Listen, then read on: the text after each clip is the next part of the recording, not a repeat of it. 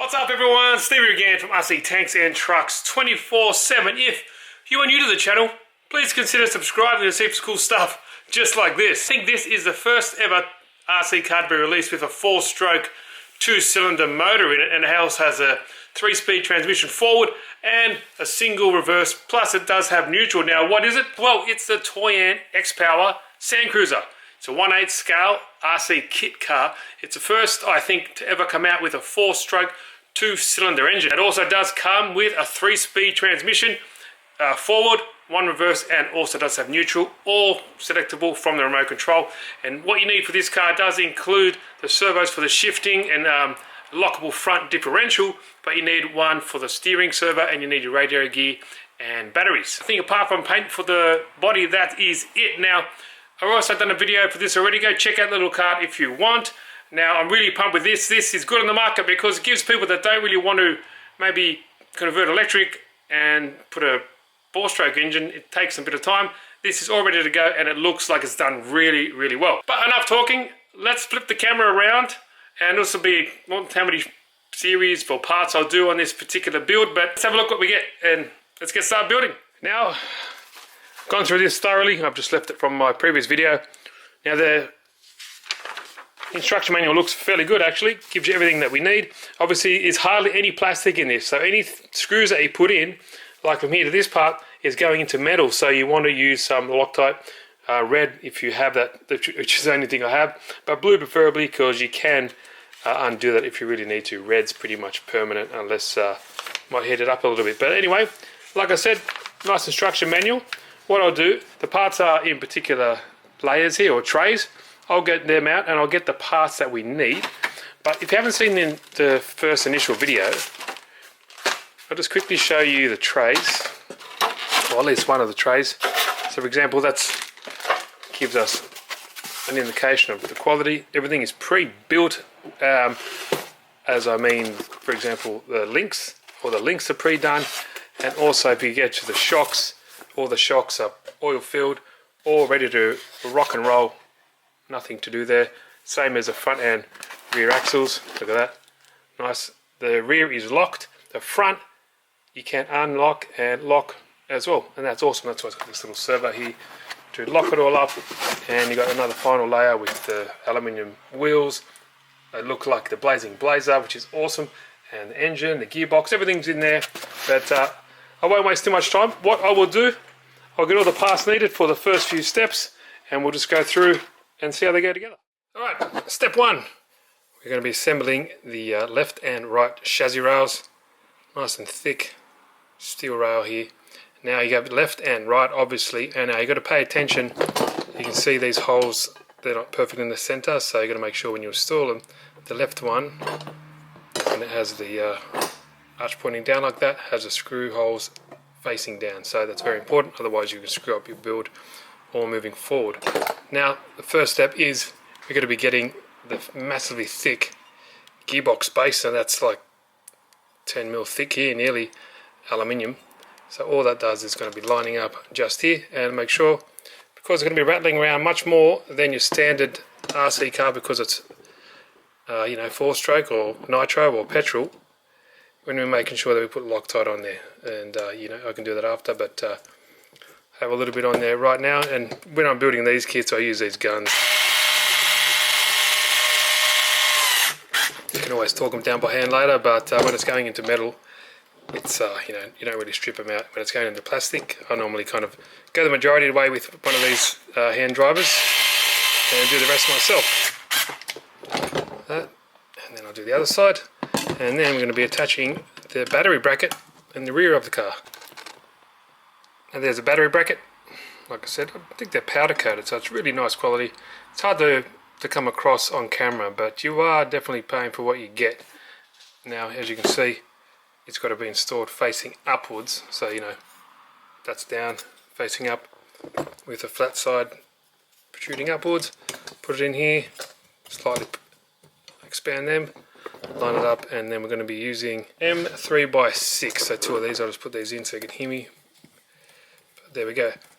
What do you guys, I said it before in many of my videos, but what do you guys like, building them more than running them, or running them and building them the same?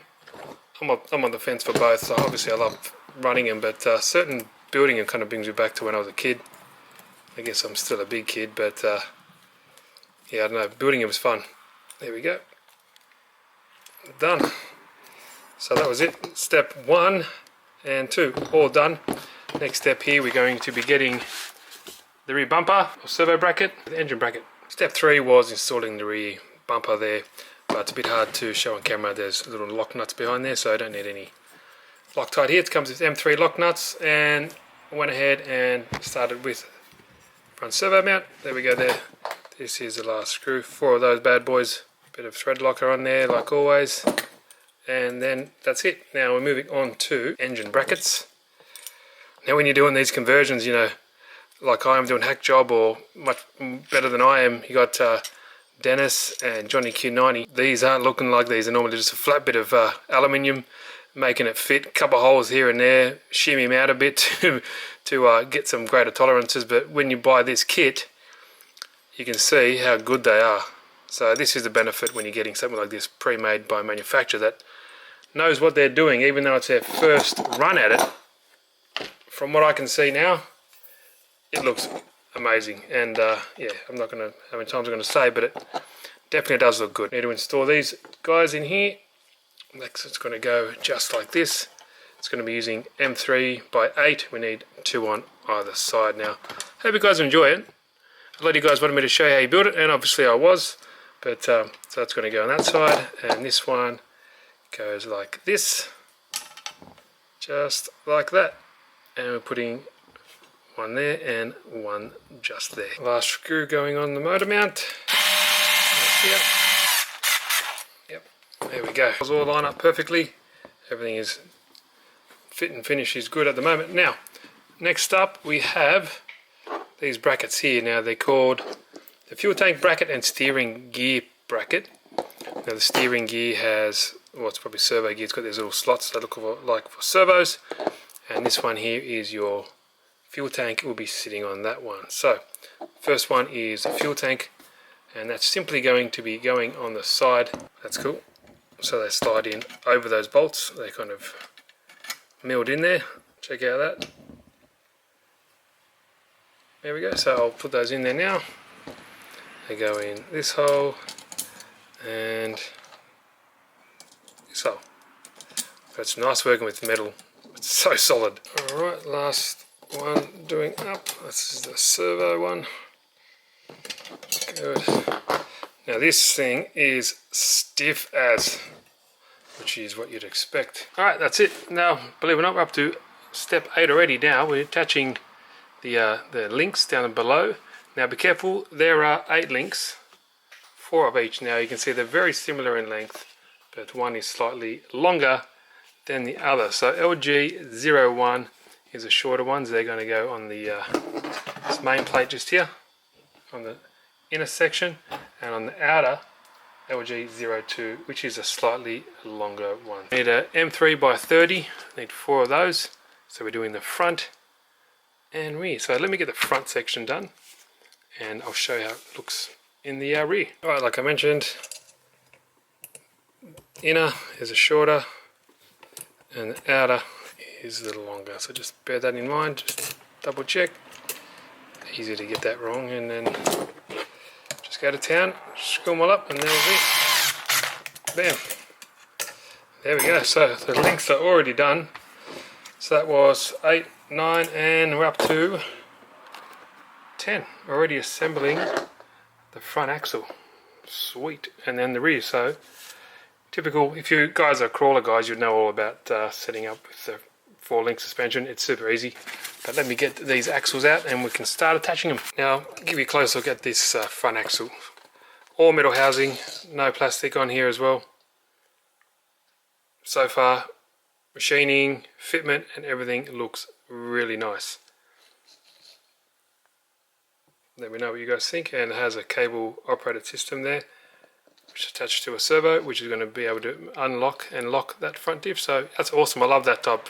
I love having a rear locker and the front adjustable or switchable. Now, when you're attaching it to the lower links here, or the inner links here are going to the part that's on the pumpkin, and the outers are going to be going here. Now in the instruction, that's what it's saying here. I'll do it off camera because it's hard to do on camera trying to film it and not get in the way, but we're using a M3 by 30 and capped off or locked off with an M3 lock nut, and that goes the same as well to the rear. So I'll put those together and then we can have a look how it all looks. Alright, there we go. The rear and the front are all locked and loaded. Very simple, nothing to it. So that's how it looks. Now the inner links go there and the outer links on this gearbox brace go to the outer part of the axle. And I've just showed you up what's next for step 11, which is attaching the actual shocks. And if you haven't seen them, here's the shocks here. Big bore, aluminium bodied, threaded coilover, obviously. Pre-made, pre-oiled, so everything seems really nice there. And like the rest of the kit, quality seems spot on. Now, just done this one off camera to show you what the actual end product will look like. It's using an M3 by 25 and capped off with an M3 lock nut on each of those. So I'll attach all of those. It's a bit hard on camera. My hands get in the way sometimes, but you know the deal. So I'll put all 4 of those on, and we're already up to step 12, which is assembling the shock absorber frames, or the shock towers. Here we go. On each corner, locked and loaded. Now, here are the shock towers. Just check out how thick that is.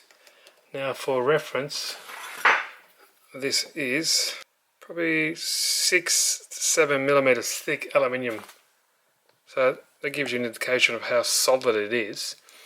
Now this guy's going to go just here, and I've checked everything just lines up perfectly. So keep harping on about it, but the fit and finish so far is, you know, on par with any other branded kit. Now a lot of people are saying, yes, yeah, this is expensive, you know, I wouldn't pay this or that. Well, you don't have to, and you know, that's your choice. But if this was a branded kit, like another model, another manufacturer, I'm sure as hell it'll be very, very expensive.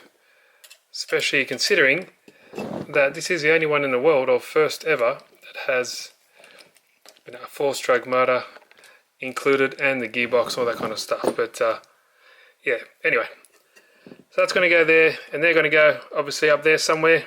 But let's all put it together. As you can see, just be aware of which one is which. You know, there's a certain way they go, so just bear that in mind. But that's it. There we go. All done, all 4 corners. Now just put this one together to show you how it looks on the shock towers. Now the screws and hardware for this particular step 13, isn't in these little plastic containers. They're in a separate, they're in the box. I found mine in the tires, so just check that out if you want. And also, if you're curious, you know, you can always double check you got the right screw, because it is 1-to-1. So we have a nice little spacer here, aluminium spacer, just there, and that kind of makes up, that's what it does, makes up the space. So that is one in each corner, and that is it. And then we have the panhard bar for step 14, and that's the chassis pretty much done already. Now that's flown by. When I put this together in a few minutes, I'll grab a normal 1/10 scale and I'll show you the difference in size, because it is quite a big difference. And that's what you should be left with.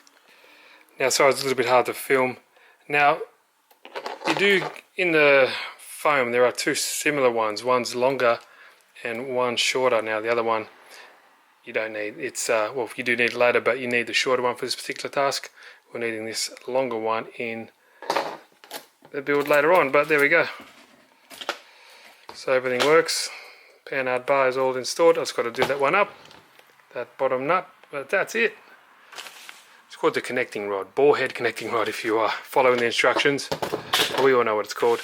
Now, step 15, the assembling the front bumper. And wow, it's getting there. Maybe I'll do another video soon of this. Don't want to make it too long, but let's get this bumper sorted, because that looks sick, and then I'll compare to a normal 1/10 scale car and see the difference. Hope you guys are enjoying it. If you're still in the, if you're still watching, let me know. Or if I'm boring the hell out of you, let me know too. So what's interesting in the instructions as well, tells you the parts number obviously, and also tells you where those parts are assembled in the sponge. So you got like 3 layers. says this one's in the top one, which it was, I believe. So these parts here, 1, 2, 3, and side plates. I'm a sucker for good punishment, sucker for good packaging. That's what I wanted to say. Let's get these all nicely. I believe they are powder coated, definitely. So there you go. So let's put this guy together. We need 6 by M3 by 6 and 4 M3 by 10s. Okay, first up, we're getting this plate now. There is 2 longer tubes and 1 shorter tube, and you'll be using the 2 longer ones first. M3 by 6, tightening these guys up. It's coming together fairly quickly, I must admit. I want to enjoy it, and I am, but it's just flying past. There we go, that's that one. Here, another one. But yeah, let me know what you guys think. Would you be interested in this? Is it too expensive for, out of the market, or are you just not interested in Nitro anymore? Because I agree with, like Dennis was saying, his double deuce, could be a game changer. And that's why I believe they went with the, and I agree with what he said, Blazing Blazer lookalike, like the body, because it's kind of revolutionary back in the day. It's hard to grab and tighten at the same time. What I do, I'll get the other side on here, so we can have something to purchase on and lock it down. That's what I mean, there we go. Tighten it all once the top bar's on, so we can shimmy it and move it how we like. Tighten up everything, like that. That looks pretty sweet. And then we get this top part and slide it down here. Look at that. Look at that fitment, and put a screw in that hole. Look at that. See what I mean? Everything is lining up really nice. I'm just showing you all this to give you confidence enough to think, hey, it looks pretty damn good quality, and shouldn't be worried about spending this type of money. Each to their own, really. I bought this with my own money, and if it was not the best, I will let you know. And I do always. I'm honest with my reviews, so if it's no good, I will definitely let you know. But this is great, and I'd hope that Toyan has seen, Dennis, mine, and countless other, well, not countless, but a few other guys' conversions, and seen that people do want this in the market.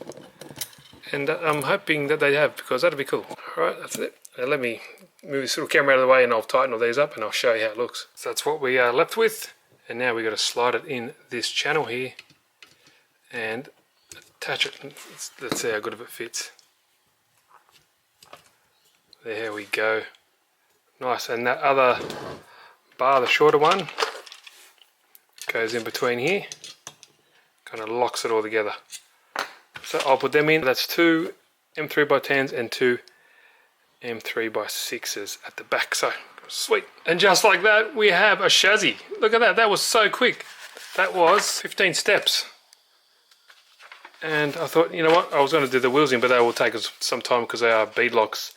So we'll get that done in the next video.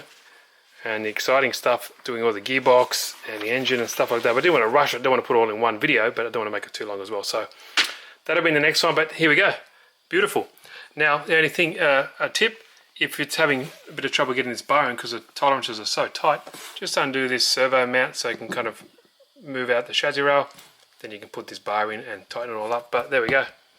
That is super strong, super stiff. And I want to show you, here's a normal 1/10 scale. This is the bomb kit from G-Made. You can just see the difference there.